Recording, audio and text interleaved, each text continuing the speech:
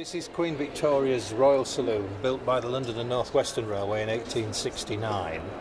It's not the oldest in the collection.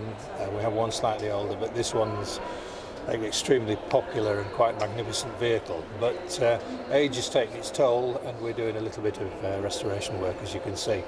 Built in 1869 for the Queen. She actually contributed some money towards it, and travelled in it for many years. It was originally 2 carriages, and the railway company wanted to provide a replacement, but she liked what she'd got and eventually had a compromise and united the 2 carriages on one underframe. It is significant in railway history because the first carriage ever to have electric light and the first carriage to have loos on board, neither of which the Queen would use, by the way. She much preferred the old oil lamps, and if she had to do what we all have to do, then the train had to stop at a station. But it was her carriage. When she died, King Edward VII said he wanted nothing to do with his carriage, and I think he even wanted it destroyed. He wanted his own royal train. He didn't want to travel in his mother's. But it survived at Wolverton Works and then later at the Clapham Museum, and it's been here at York since the museum opened. It's just a joy to work on it because you're very much in touch with history. I mean, with all the jobs in this museum on the conservation side, you're very conscious of those that went before, either when they built it or when it's been subsequently preserved. And it's a real privilege to do it. What we're doing on Queen Victoria Carriage is it's been sitting here for quite a few years, and over time it's just had really wear and tear. It was previously restored in the 1960s, and the materials that were used have degraded. The varnish on this paintwork here yellowed and browned, and with that it just didn't look right, and areas were starting to split and crack and causing a lot of areas of paint loss. With that, at the bottom section down here, this was covered in shellac. Now, shellac is a material you put on your dining room table, and this material is not durable. It actually yellows with age.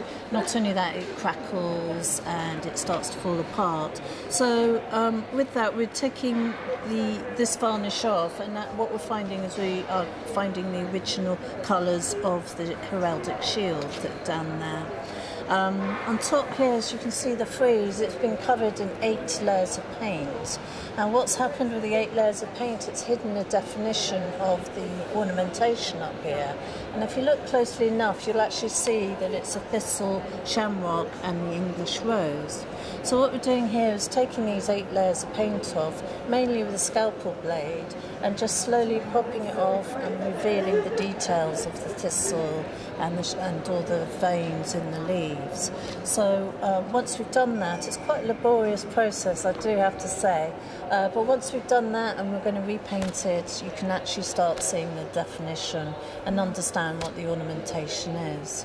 And once that's all completed, we're going to completely paint the panelling here in its traditional colour, and then put a varnish that is more of an acrylic varnish, so it won't yellow, hopefully. But give it a facelift and make her look glorious as she should be. The money came from a very kind patron of National Railway Museum. He understood what the problems were with this carriage, so he kindly donated quite a bit of money, and we put in a budget and a programme, and we're following it through. It's going to be about 4 or 5 months, but I've put a contingency of 6 months, primarily because we have a lot of visitors, we have a lot of parties, interruptions, and we do actually have other work within the museum itself. But it's nice to show the visitors that we do care for our carriages, to show how much work is involved and how much labour and love that goes into all of this.